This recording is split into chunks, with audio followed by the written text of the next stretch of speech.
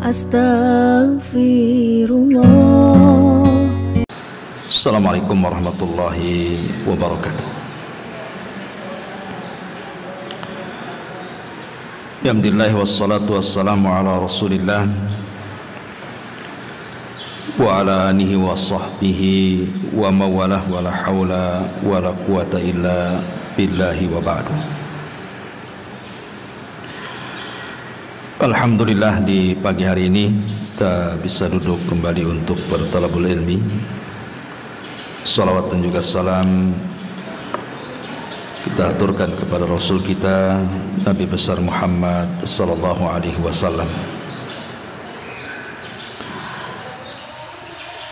Kajian di pagi hari ini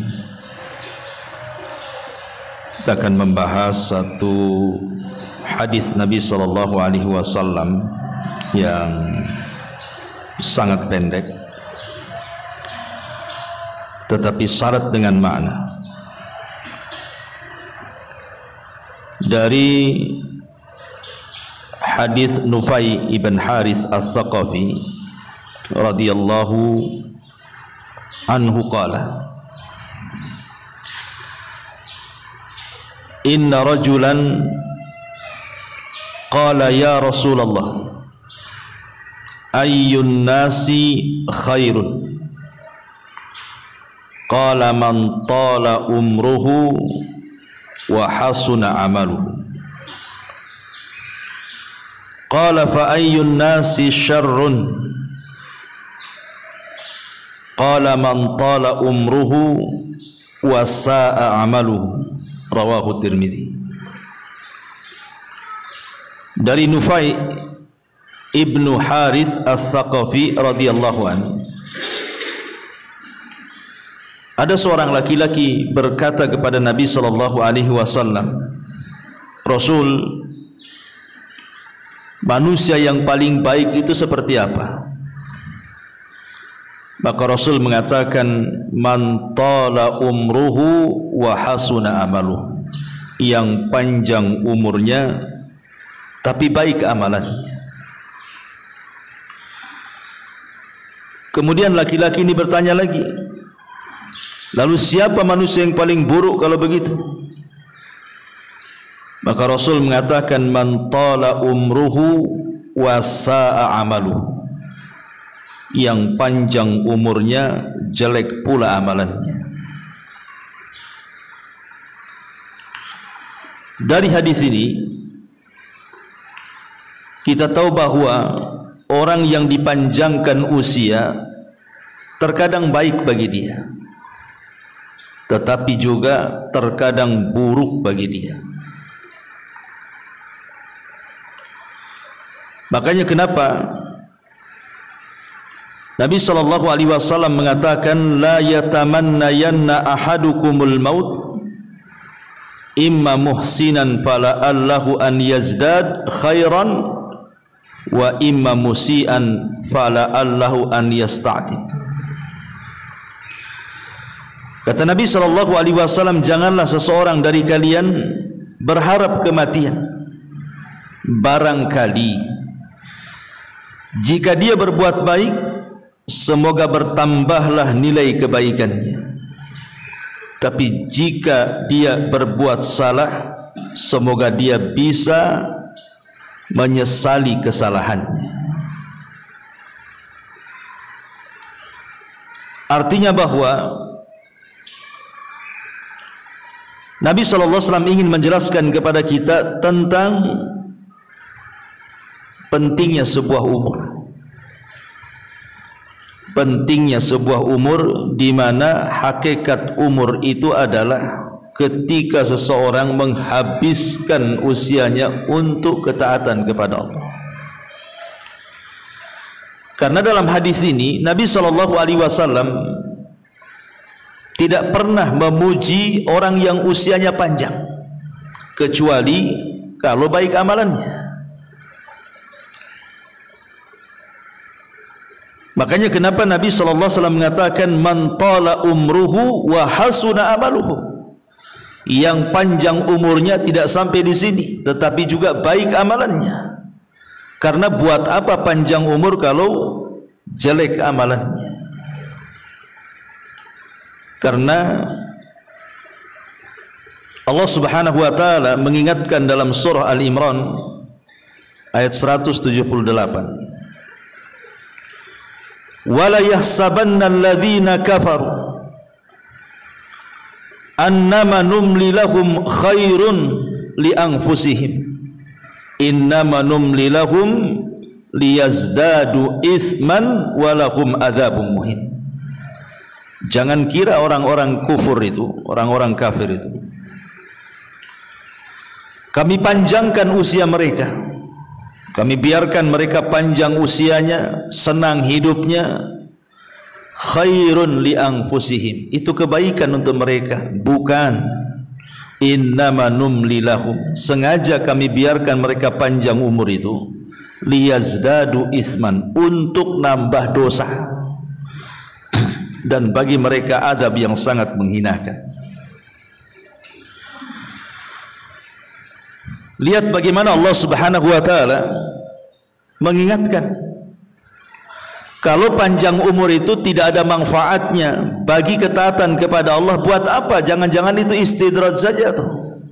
Dibiarkan kita panjang umurnya, dibiarkan kita senang hidupnya, tapi rupanya sengaja Allah tumpuk-tumpukkan dosanya. Makanya kenapa kalau kita lihat para ulama, ada di antara mereka itu yang dipanjangkan usianya. Contoh pamannya Imam Ahmad, usianya 74 kemudian meninggal. Atau Imam Malik lah, lebih lama lagi Imam Malik itu usianya, ada yang mengatakan 83 tahun, ada yang mengatakan usianya 84 tahun baru meninggal. Kalau Imam Syafi'i mungkin lebih muda lagi meninggalnya, ya, enggak salah sekitar 50 tahun usia dia. Tapi ada ulama itu justru lebih muda lagi meninggal, seperti Imam Nawawi yang kitabnya sudah kita kaji kemarin, Arba'in Nawawi, itu di usia 44 tahun meninggal, tapi membuahkan karya yang luar biasa. Tidak ada satupun ma'had atau pesantren di negeri ini kecuali membaca kitabnya Arba'in Nawawi, ataupun karya lainnya Riyadhus Shalihin, atau karya lainnya Syarah Sahih Muslim, dan banyak ya karya-karya beliau berkah. Walaupun pendek usianya tapi berkah.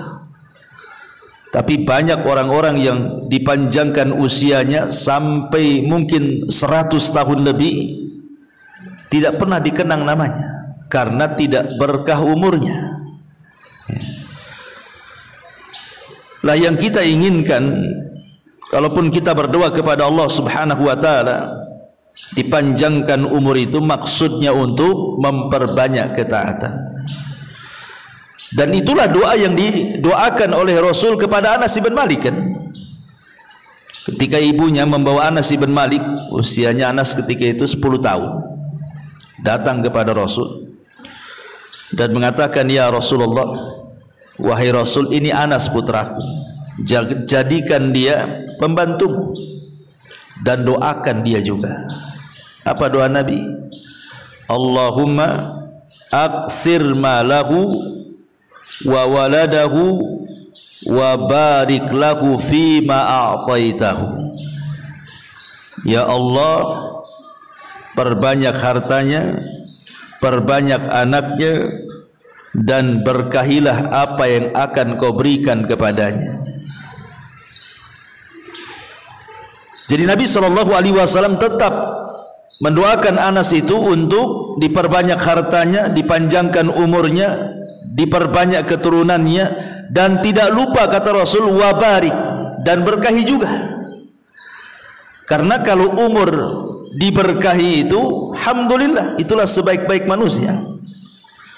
Makanya kata Anas bin Malik radhiyallahu anhu, setelah lama begitu yang meninggalnya Rasul, kata Anas bin Malik radhiyallahu mengatakan, fa wallahi inna mali lakatsir wa inna waladi wa walada walidi la yata'adduna ala nahwil mi'atil yawm. Sesungguhnya hartaku banyak, anak dan anak dari anak-anakku alias cucuku mencapai 100 orang. Artinya doa Nabi SAW terkabulkan dan berkah. Semua anak-anak Anas ibn Malik dan juga anak-anak daripada anak-anaknya Anas ibn Malik sebagian besar menjadi para ulama, ya. Tapi jangan pula kemudian panjang umur itu menjadi kesialan, karena di zaman sahabat Sa'ad ibn Abi Waqqas itu kan dikenal, Bu, seorang yang mustajab doa. Sa'ad bin Abi Waqqas itu kalau berdoa itu diijabah tuh Sa'ad itu, karena memang dia yang meminta kepada Nabi SAW. Jadi di masa kekhilafahan Amirul Mukminin Umar bin Khattab radhiyallahu an, jadi Sa'ad itu kan ditugaskan oleh Umar bin Khattab radhiyallahu an untuk menjadi gubernur di Kufah. Masalahnya ada orang-orang yang tidak suka dengan Sa'ad bin Abi Waqqas ini, akhirnya membuat riak-riak fitnah, difitnah dia. Katanya Sa'ad ini sholatnya nggak beres, katanya Sa'ad ini nggak serius dalam memimpin penduduk Kufah, macam-macam lah fitnah yang diberikan kepada Sa'ad. Akhirnya sampailah di telinga Umar bin Khattab, dipanggil, dicopot dari jabatannya, kemudian diganti oleh Ammar bin Yasir. Kemudian Umar bin Khattab radhiyallahu an mulai menelisik kasusnya Sa'ad ini. Betul nggak penduduk Kufah ini omongannya? Rupanya tidak benar. Hanya 1-2 orang saja yang tidak suka kepada Sa'ad, itulah yang menjadi provokator yang memprovokasi penduduk Kufah. Dari situ geramlah Sa'ad, kemudian berdoa. Apa kata Sa'ad? Dia mengatakan, ya Allah, Allahumma in kana abduka hadza kadhiba qama riya'an wa sum'atan fa'atil umrahu wa atil faqrahu wa arridhu bil fitani. Ya Allah, kalau memang ucapan orang itu dusta terhadap diriku, aku tidak pernah melakukan mereka ucapkan, dan dia mengucapkan seperti itu karena ria dan sum'ah saja, panjangkan umurnya dan panjangkan juga kefakirannya, kemudian berikan sebanyak-banyaknya fitnah kepada dia. Itu doanya Sa'ad bin Abi Waqqas karena merasa pihak dizalimi masalahnya kan.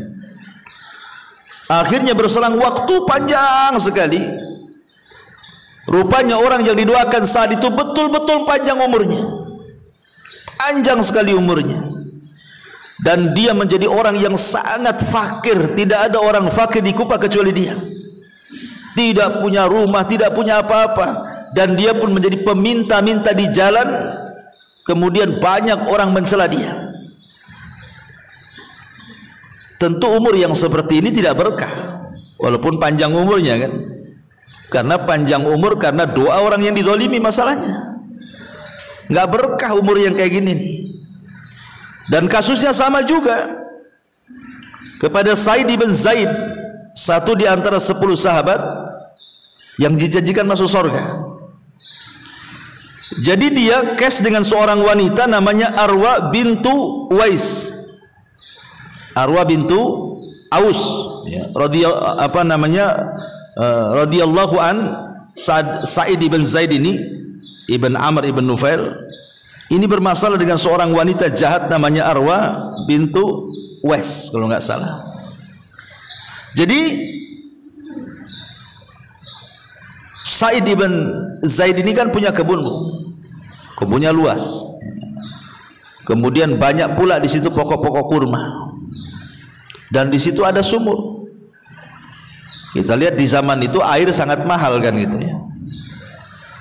Tiba-tiba kemudian si wanita jahat ini mengklaim bahwa itu tanah-tanah dia, itu sumur-sumur dia, itu pula pokok kurma dia. Bersumpah-sumpah. Akhirnya kemudian kasusnya sampai kepada Marwan ibn Hakam yang ketika itu menjadi berkuasa di situ.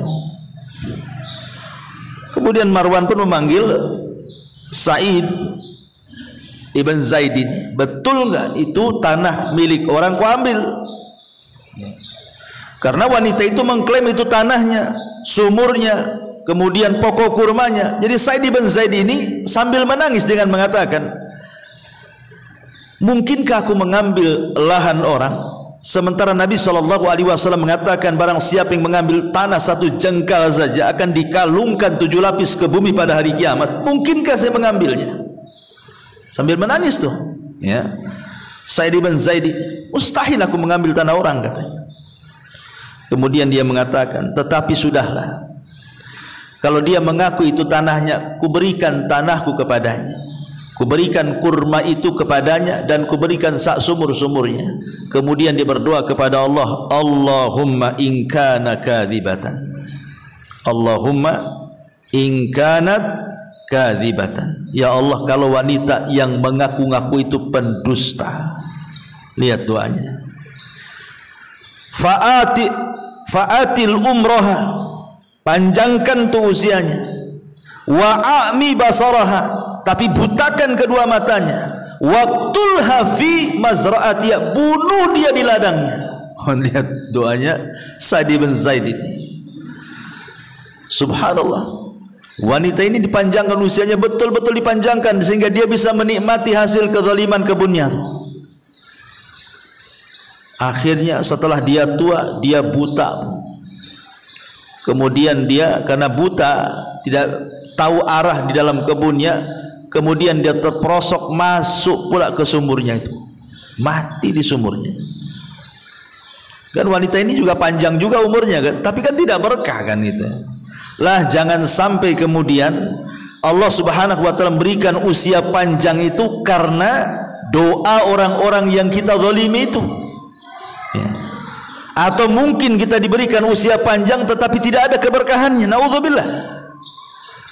Karena Allah tidak pernah memuji orang tua tuh, yang panjang-panjang usianya itu, kecuali kalau diikat dengan amal soleh baru Allah puji. Ya. Ma'asyiral muslimat yang dimuliakan Allah Subhanahu wa taala. Kenapa demikian? Karena Al-Qur'anul Karim ketika bicara soal orang-orang kafir yang menyesal dan mereka ingin kembali ke bumi supaya bisa beramal soleh,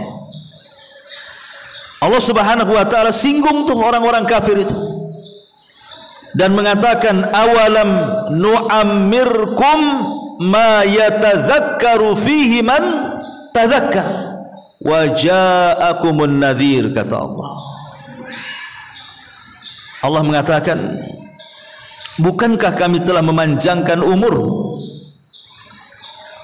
dalam masa yang cukup untuk dapat berfikir bagi orang-orang yang bisa berfikir, dan bukankah pula telah datang kepada kamu peringatan?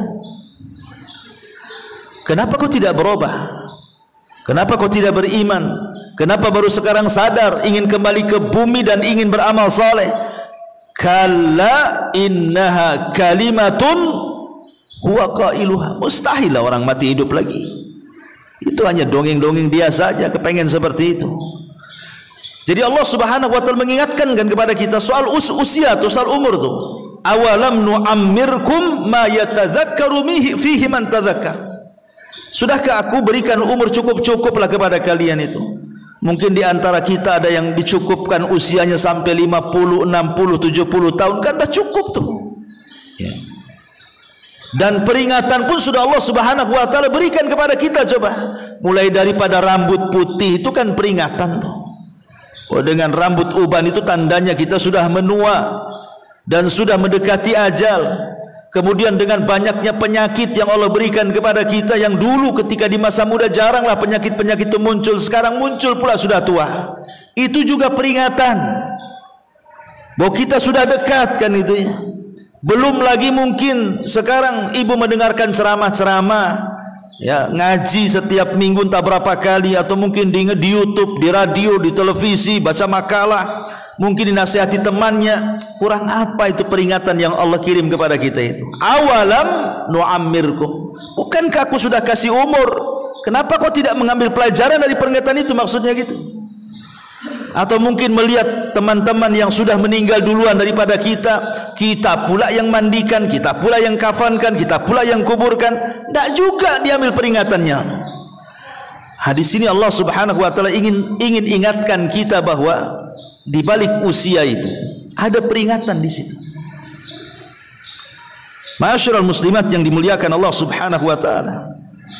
Makanya kenapa Nabi SAW sampai mengatakan, laisa ahadun afdal indallahi min mu'minin yu'ammaru fil Islam litasbihihi wa takbirihi wa tahlilihi. Kata Rasul, tidak ada seseorang yang lebih afdal di hadapan Allah.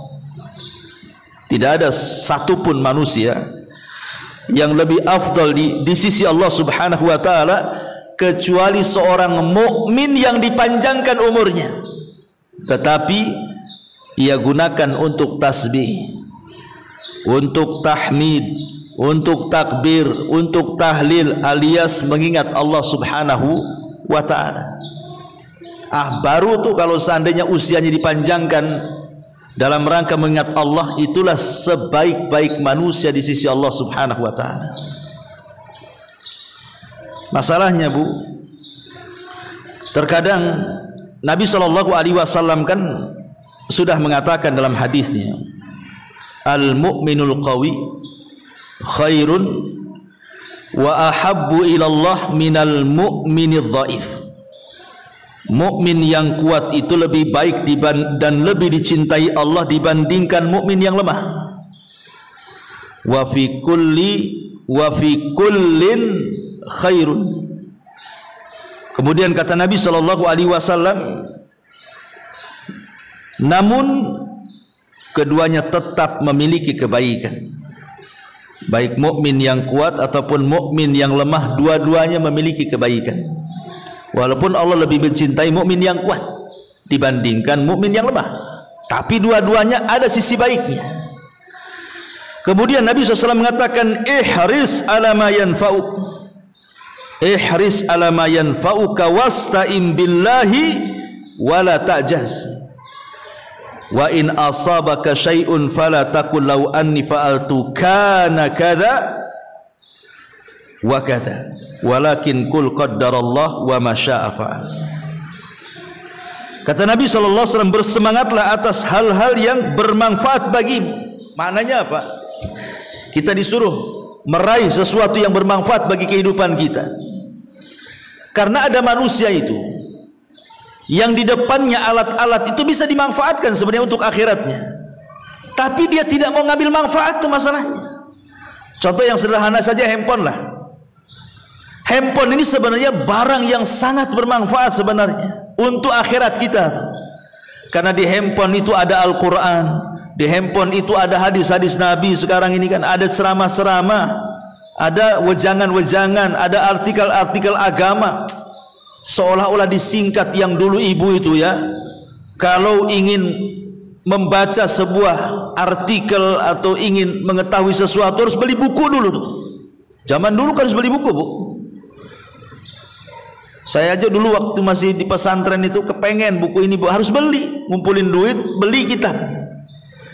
Dan harganya itu, kitab itu mahal di zaman dulu tuh. Alhamdulillah, Allah mudahkan, kitabnya sudah di handphone sekarang.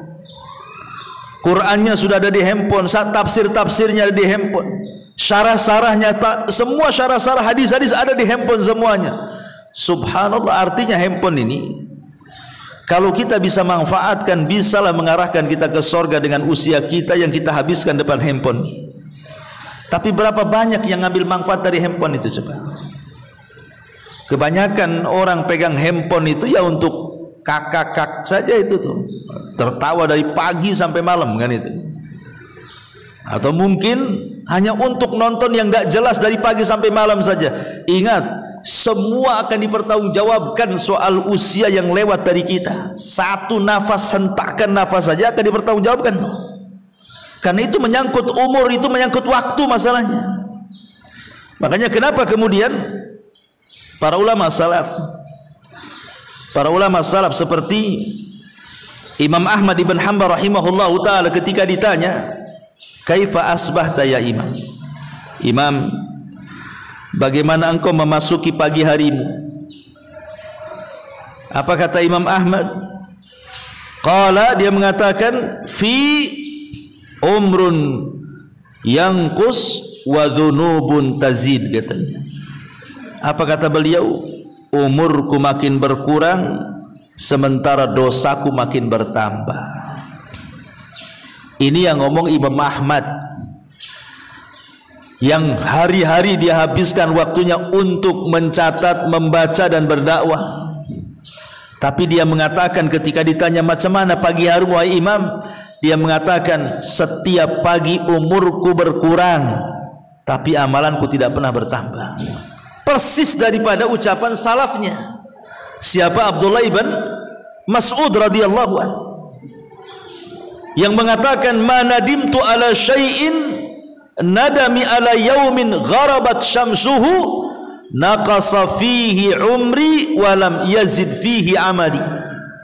Kata Abdullah bin Mas'ud radhiyallahu anhu, tidak ada sesuatu yang aku sesalkan dalam hidupku, katanya, daripada penyesalan ketika satu hari lewat bagi diriku, berkuranglah umurku tapi tidak pula bertambah pula amalanku, katanya. Ini kan ulama-ulama salaf luar biasa. Karena mereka ingin bahwa umur yang lewat bagi mereka itu ya bermanfaat gitu, bukan hanya lewat begitu saja dengan menghabiskan kebiasaan-kebiasaan yang tidak ada manfaatnya. Sehingga para ulama itu sampai mengkiaskan, ibu kalau dalam berniaga, namanya ibu seorang peniaga lah, tentu yang ibu harapkan apa? Modal. Seorang peniaga itu yang diharapkan adalah modal besar. Makin besar modalnya, makin besarlah keuntungannya. Itulah seorang pedagang. Lihat para pembisnis itu, sampai mereka untuk cari modal itu sampai utang-utang orang kan begitu. Karena itulah ra'sul mal, itulah pokok harta dalam dunia perniagaan, itu modalnya tuh. Besar tidaknya sebuah keuntungan ditentukan oleh modal. Makin besar modalnya, makin besar untungnya. Kalau kecil modalnya, ya kecil juga keuntungannya lah. Tidak mungkinlah ibu usaha modal 200.000 pengen untung 10 juta, dari mana? Ya kalau ingin punya untung 10 juta per bulan, ya modalnya pun harus ratusan juta kan begitu. Itu logika tuh. Lah ulama mengatakan kalau modal uang itu istilahnya ra'sul mal fit tijarah, itu pokok harta dalam perniagaan, maka waktu itu adalah modal dari usia yang berjalan pada diri kita. Jadi waktu itu modal kita.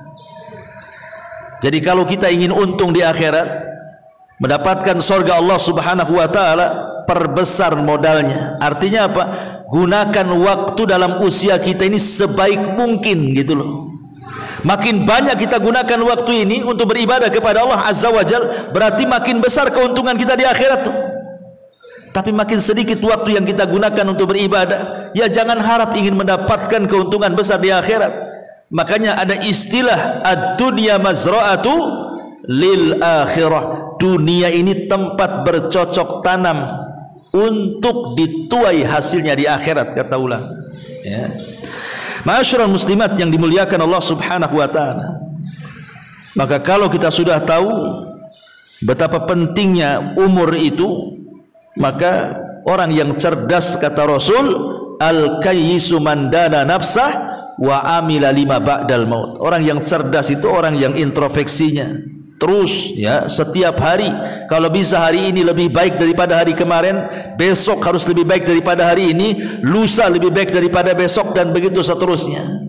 Persis seperti perkataan Imam Ghazali, man kana yaumuhu khairan min amsihi, barang siapa yang hari ini lebih baik dibandingkan kemarin, fahuwa rabih, maka dia beruntung. Wa man kana yaumuhu, kata Imam Ghazali, mithla amsihi fahuwa khasir, Siapa yang hari ini sama aja dengan hari kemarin pun gak ada bedanya, maka rugilah dia. Wa man kana yaumuhu syarran min amsihi fahuwa halik. Tapi kalau hari ini lebih buruk dari hari kemarin, binasalah dia. Itulah orang cerdas, orang yang introspeksi itu. Bagaimana hari ini harus lebih baik daripada hari kemarin. Makanya Hasan Al-Basri rahimahullah ta'ala sampai mengatakan, ma min yaumin yanshakku fajruhu illa wa yunadi ya ibna adam ana khalqun jadid wa ala amalika syahid fatazawwad minni fa inni idza madaitu la a'udu ila yaumil qiyamah. Apa kata Hasan Al-Basri? Tidak ada satu hari yang fajar terbit pada hari itu kecuali dia akan berseru, wahai anak Adam. Siapa yang berseru? Maksudnya pagi-pagi itu, si pagi itu akan berseru, wahai anak Adam, sesungguhnya aku adalah makhluk baru terbit, ya.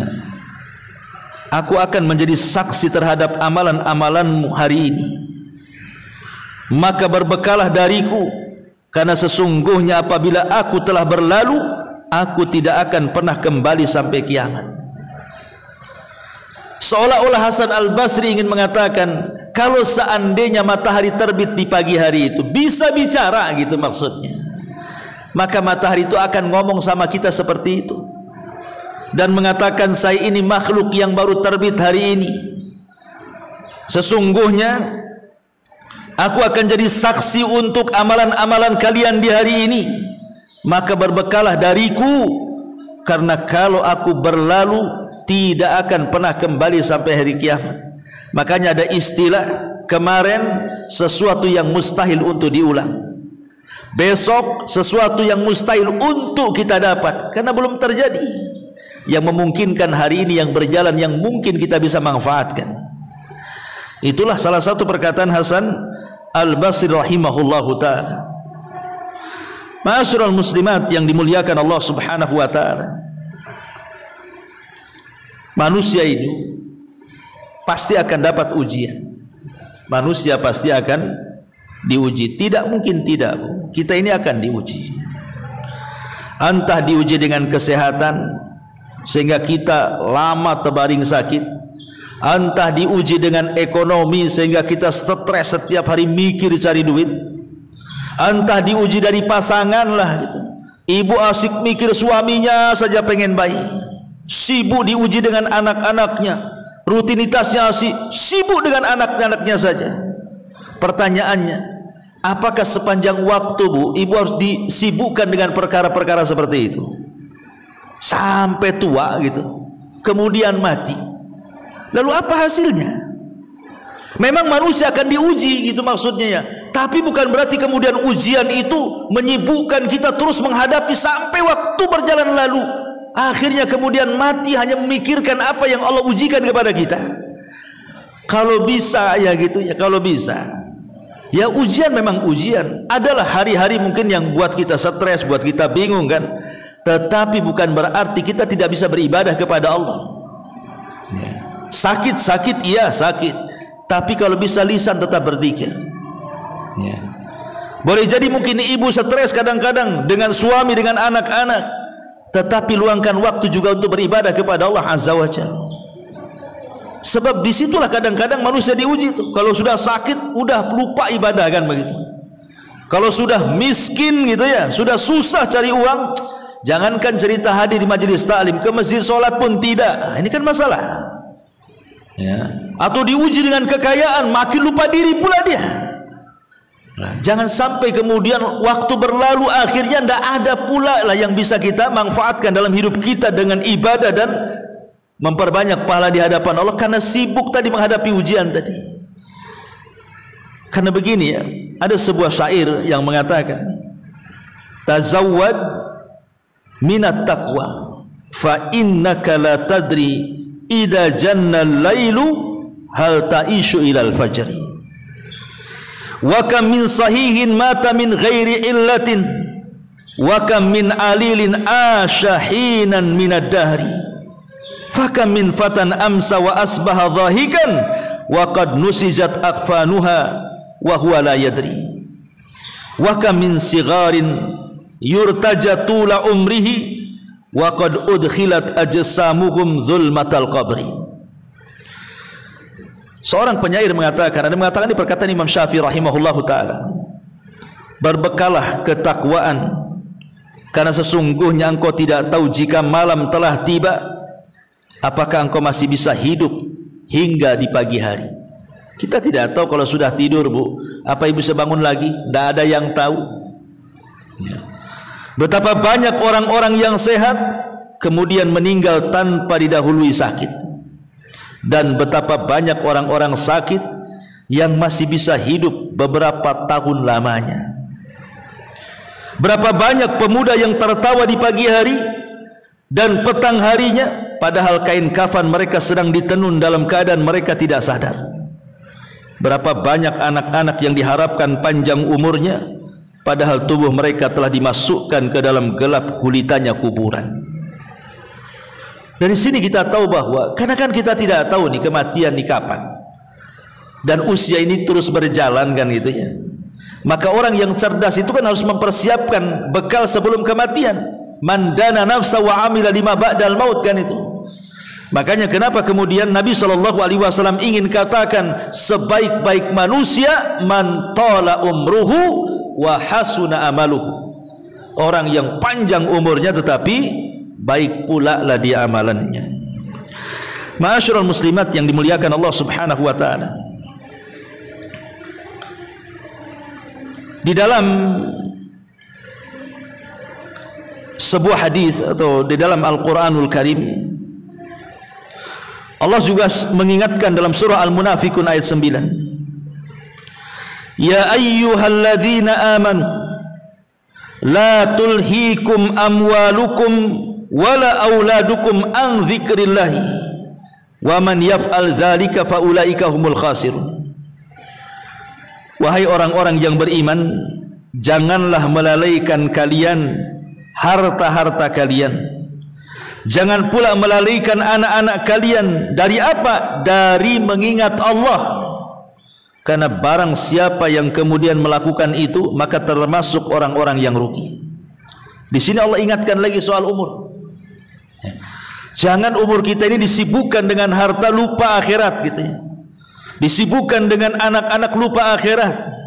Karena kalau itu yang kita mau, kita habiskan umur kita hanya untuk cari duit saja, cari harta saja, dan sibuk hanya mikir anak jadi apa gitu ya, rugi dia ya. Makanya kenapa para ulama kalau bisa sibukkan kehidupan kita ini dengan 4 perkara. 1, perbanyak zikir kepada Allah Azza wa Jalla. Kemudian yang kedua, carilah amalan-amalan yang amalan itu bisa mengalir setelah kematian kita. Sebagaimana Nabi SAW mengatakan umpamanya, sab'un yajri lil abdi ajruhunna. Ada 7 perkara kalau seorang hamba mengamalkannya, pahalanya mengalir sampai kematiannya. Kemudian Nabi SAW mengatakan, di antara 7 perkara itu ilmu yang diajarkan. Kemudian man 'allama ilman, siapa yang mempelajari ilmu kemudian disebarkan, au ajra nahran, ataupun bersedekah air, au hafara bi'ran, ataupun menggali sumur, au gharasa nakhlan, atau menanam pohon pokok kurma dan kemudian setelah berbuah disedekahkan, au bana masjidan, ataupun membangun masjid, au warrasa mushafan, ataupun membeli mushaf dan diwakafkan, au taraka, ataupun di sini au taraka waladan yastaghfiru lahu ba'da mautihi, ataupun meninggalkan anak yang kelak akan memintakan ampun untuk orang tua setelah kematiannya. Jadi orang yang cerdas itu supaya umurnya tidak sia-sia, maka carilah amalan-amalan itu, Bu, yang sangat manfaat untuk kehidupan kita setelah kematian. Ya, semua amal itu bermanfaat, tapi seorang muslim kan harus memilah-milih gitu ya, supaya amalannya itu langgeng sampai kematian dia, sehingga pahalanya terus mengalir menjadi amal jariyah. Ya. Ma'asyiral muslimat yang dimuliakan Allah Subhanahu wa taala. Ya. Ini yang kedua. Yang ketiga, mudawamatu ala al-amali saleh. Senantiasa istiqomah untuk beramal saleh. Istiqomah beramal saleh itu artinya tidak apa-apa bu, amalan itu sedikit, tapi yang penting terus-terusan. Karena Allah itu tidak akan bosan dengan amalan kita, kita yang akan bosan untuk beramal. Kalau kita kemudian memborong semua amalan kita, itu tidak akan langgeng itu ibadah kita itu, karena lama-lama bosan. Makanya sedikit-sedikit tetapi tidak membosankan, yang penting terus-terusan, itu jauh lebih baik. Kata Rasul, khairul a'mal adwamuha wa in qalla. Sebaik-baik amal itu sedikit tapi terus-terusan. Ya. Sedekah, ya mungkin sedekah tak banyak ya, 100, 200 ribu, banyak loh Ustaz itu ya, 10, 20 ribu, oh masih banyak, ya udahlah 1000, 2000 lah kan gitu. Yang penting kan terus-terusan tuh, ya, tidak terputus sedekahnya. Karena ini yang diinginkan itu adalah fa amma man a'ta wattaqa wa saddaqa bil husna fasanuyassiruhu lil yusra. Yang kita inginkan itu fasanuyassiruhu lil yusra. Sudah mudah jalannya, Allah mudahkan. Ya. Sudah mudah kita sedekah dengan walaupun tak banyak kan terus-terusan tuh. Makin Allah mudahkan lagi sehingga nanti ditutup kematiannya dengan itu. Awalnya apa? Membiasakan ibadah. Makanya kalau banyak-banyak ibadah nanti bosan.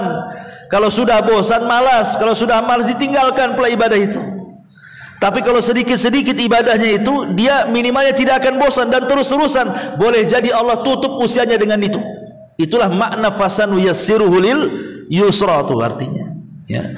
Atau yang keempat, al-bathu anit ta'ati wal musara'ati bil khairat. Berlomba-lomba dalam kebaikan.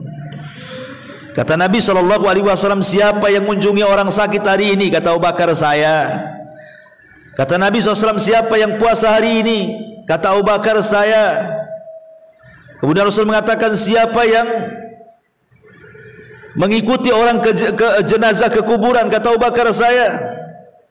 Kemudian kata Nabi SAW, siapa yang berpuasa, kemudian memberi makan, kemudian tadi orang sakit, jenazah. Kemudian Abu Bakar mengatakan, semua saya tuh. Kata Nabi SAW, siapa yang terkumpul 4 perkara dalam satu waktu, maka diwajibkan dia masuk surga. Pertama puasa, memberi makan fakir miskin, mengunjungi orang sakit, dan mengantar jenazah ke kuburan. Itu yang dilakukan Abu Bakar Siddiq radhiyallahu anhu. Itu yang disebut dengan fastabiqul khairat, berlomba-lomba dalam kebaikan. Ma'asyiral muslimat yang dimuliakan Allah Azza wa Jalla, ini diantara faedah daripada hadis man tala umruhu wa hasuna amaluhu. Ya, maaf ya, mungkin tidak ada terjawab. Ini hari ini saya ada jadwal baru di Batu Besar ya, jadi saya harus cepat ya. Kalau di tempat sama sudah sawari di belakang saya kan bisa dikejar kan, tapi kalau di Batu Besar ini agak jauh pula gitu. Jadi saya sampai di sini saja. Subhanallah.